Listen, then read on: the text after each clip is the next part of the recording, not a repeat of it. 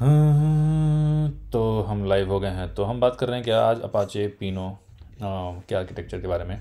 और let's jump into it directly. तो ये क्या है कि रियल टाइम ओलैप डेटाबेस है जो एट स्केल काम करता है, बहुत बढ़िया काम करता है। ओलैप पता है ना, OLTP ओलैप। ओलैप बोले तो ओलैप एनालिटिकल प्रोसेसिंग है ना, ऑनलाइन एनालिटिकल प्रोसेसिंग। OLTP में जैसे T फॉर ट्रांजेक्शन होता है ना, यहाँ पे A फॉर एनालिटिक्स। तो अब है कि इसमें इसका मेन फीचर क्या है कि ये सब सेकेंड एनालिटिक्स मतलब बहुत फास्ट एनालिटिक्स ये हमको देता है। और रियल टाइम प्लस ब्लैच इंजेक्शन, ये इंजेक्शन जो हम करते हैं डेटा इंजेक्शन बेसिकली यहाँ पे। तो डेटा को हम बैचेस में ले सकते हैं या रियल टाइम स्ट्रीमिंग करा के डेटा इंजेस्ट कर सकते हैं।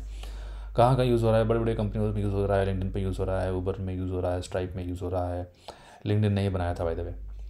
बाकी इसमें मेन मेन फीचर्स क्या है कि real time distributed OLAP data store. मतलब रियल टाइम का बोलेगा तो एज जैसे एज सुन एज पॉसिबल अभी डेटा इंजेस्ट हुआ, अभी अभी ही मतलब कितना जल्दी डेटा इंजेस्ट होने के बाद तुमको अवेलेबल हो गया उस डेटा पे क्वेरी करने के लिए। तो अभी विथ अभी समझ रहे हो कि आज का ज़माना ही डेटा का है। तो इतना हाई ह्यूज लेवल पे डेटा है तुम्हारा। तो अब वो नहीं चलता कि मतलब रोज़ रात 9 बजे डेटा इंजेस्ट हो रहा है। और अगर तुम दिन में 2 बजे कोई डैशबोर्ड देख रहे हो तो सिंस आज प्रीवियस नाइट 9 PM से अभी तक 2 PM तक का जो डेटा है वो तो अभी नेक्स्ट नाइट 9 PM को क्या बोलते हैं रिफ़्रेश होने वाला है, तो तुमको स्टेल डेटा दिखेगा। वो ज़माना गया, अभी चाहिए फट फट, ठीक।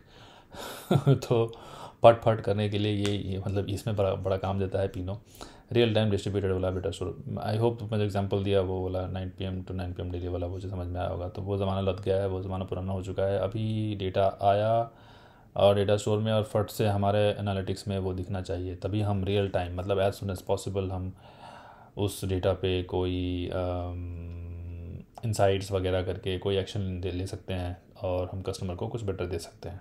तो बड़ी इन कंपनियों में जैसे यूज़ हो रहा है, जैसे मैंने बताया सब सेकंड क्वेरी लेटेंसी। तुम जो क्वेरी करोगे तो बहुत मिनिमम लेटेंसी के साथ तुमको वो क्वेरी का रिजल्ट देगा। Handles both streaming and batch data, जैसे कि मैंने यहाँ पे बोला। तो बैच डेटा भी हैंडल कर लेता है, स्ट्रीमिंग भी हैंडल कर लेता है। Built at LinkedIn, now open source. और ये powers analytics at scale. Who use Pinot? Uber, LinkedIn, Stripe, 711। Uber में ट्रिप एनालिटिक्स में यूज़ हो रहा है, लिंक्डइन में यूज़र इंसाइट्स के लिए यूज़ हो रहा है, स्ट्राइप में प्रोडक्ट डैशबोर्ड्स के लिए यूज़ हो रहा है। लिटिल अनफेयर के 711 के लिए कि मैं इसको नहीं बोला लेकिन मैं नहीं बोलूँगा, हा हा हा। चलो नेक्स्ट। नहीं आई एम सॉरी, मतलब यहाँ भी हो रहा है रिटेल एनालिटिक्स के लिए, but before going to this use case मैंने इतना नहीं सुना था इस कंपनी के बारे में। तुम जस्ट जोकिंग, बट ठीक है। ये कंपनी भी कोई अच्छी खासी कंपनी। ऑफ कोर्स वो लोग कोई बड़ा बड़ा रिटेल जाइंट होंगे तभी इतना लेवल का डेटा होगा उनके पास, तभी वो उसमें रिटेल एनालिटिक्स में पिनो लगा रहे हैं। But not speaking for them anyway. Moving ahead, हम हैं अब अपाचे की पिनो क्लस्टर आर्किटेक्चर में।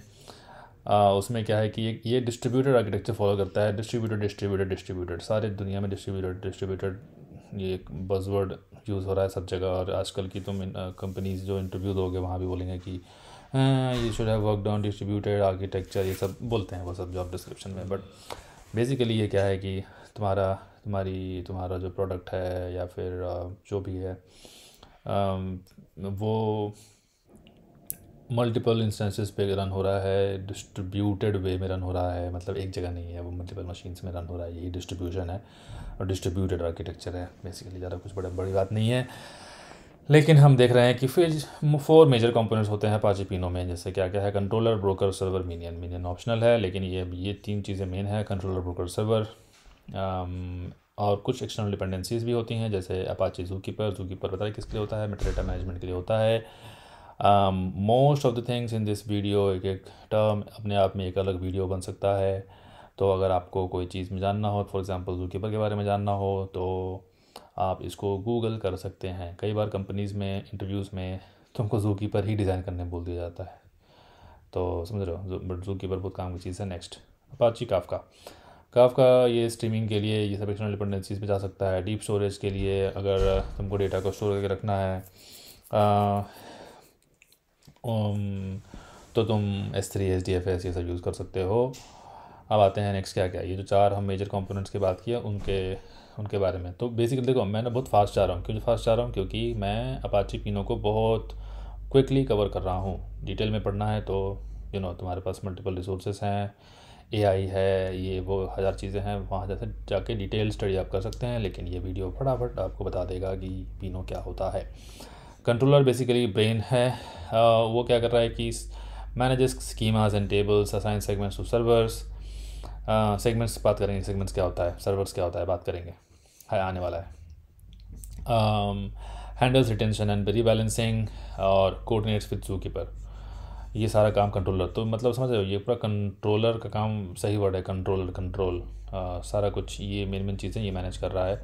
ब्रोकर बेसिकली क्वेरी डिस्पैचर का काम करता है, जिसमें ये इनकमिंग क्वेरीज़ को पार्स करेगा, फिर क्वेरी एग्जीक्यूशन को प्लान करेगा। और अगर क्वेरी एग्जीक्यूशन में के लिए जो उसने प्लान किया है कि ये डेटा हमको चाहिए और हमको 3 जगह से मिलने वाला है, 3 जगह बोले तो 3 डिफरेंट सर्वर से मिलने वाला है, तो वो राउट करेगा उस क्वेरी को टू रेलिवेंट सर्वर्स। हम सर्वर से फिर वो डेटा उठा के वापस एग्रीगेट करके रिटर्न करेगा रिजल्ट्स को। ठीक, ये काम ब्रोकर का हो गया। नेक्स्ट आते हैं सर्वर पे। Server is a data execution engine. यहाँ पे डेटा होस्ट भी होता है, जैसे ये होस्ट कर रहा है डेटा सेगमेंट्स। और जो मैं यहाँ पे बोल रहा था कि सेगमेंट बाद में बात करेंगे बट यही है सेगमेंट में basically segment is a segment of data. जैसे कि वो वर्ड बड़ा बढ़िया है चूज़ किया है, सेगमेंट ऑफ डेटा। और ये सेगमेंट्स, ऐसे मल्टीपल सेगमेंट्स को ये होस्ट करता है सर्वर। ये applies filters, group bys aggregates, real time plus batch दोनों को सपोर्ट करता है। मतलब बैच इंजेक्शन हो रहा है तो भी सर्वर में जाएगा, रियल टाइम में भी इससे भी जाएगा। पैरेलल एग्जीक्यूशन अक्रॉस सेगमेंट्स ये इनेबल करता है। ये भी वन ऑफ द रीजंस हम बोल सकते हैं कि जो रियल टाइम नहीं, मतलब लो लेटेंसी वाला एस्पेक्ट जो है ना, वो ये इसमें कंट्रीब्यूट करता होगा। मीनियन है। अच्छा, मैं सोच रहा था बोलते बोलते कि क्या रियल टाइम में ये करता होगा पैरेलल एग्जीक्यूशन? नहीं, रियल टाइम का लेना देना मोर है कि कितना रिसेंट डेटा को वो बता पाए, क्वेरी में शो कर पाए।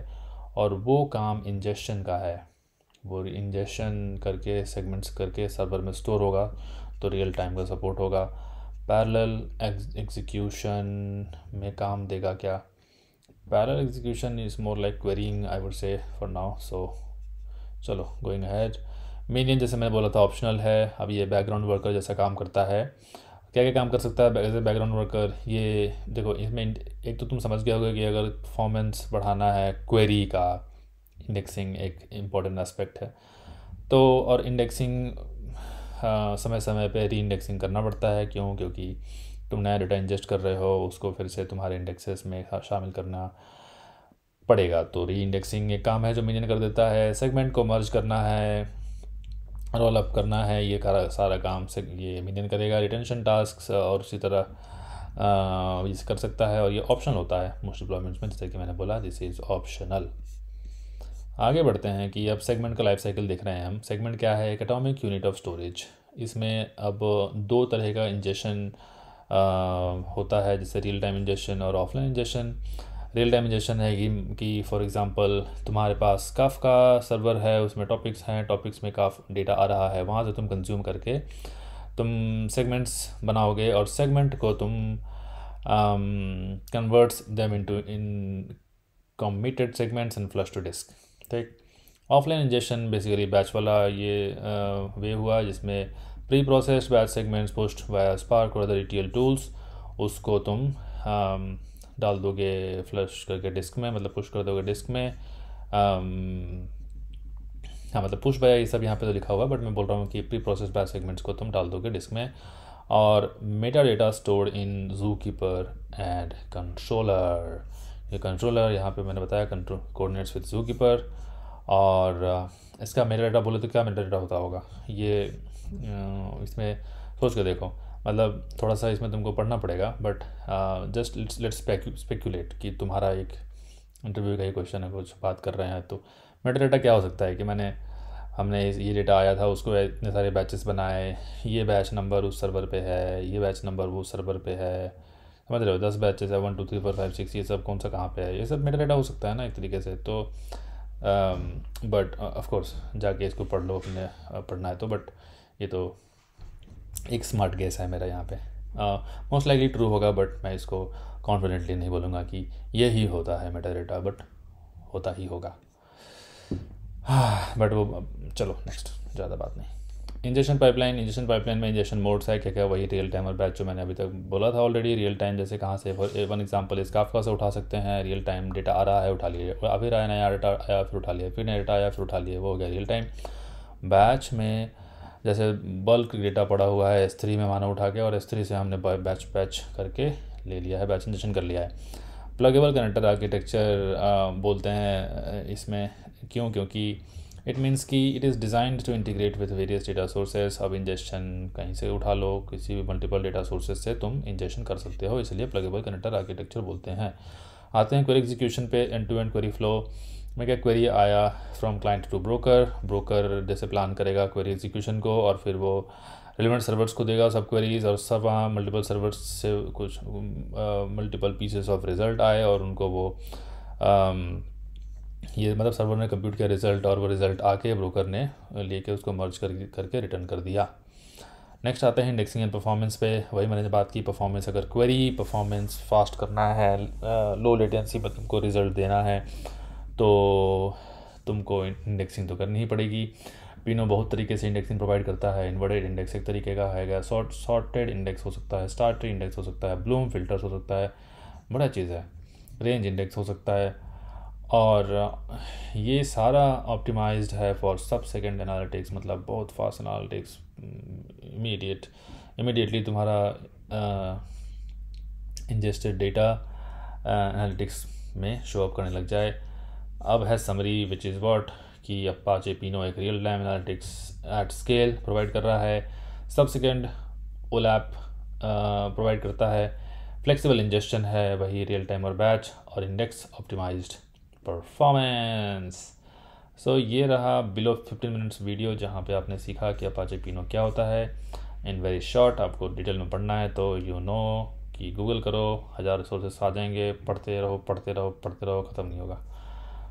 बट मुझे थोड़ा समय मिला, मैंने वीडियो बना दिया। बहुत धन्यवाद, गॉड ब्लेस यू।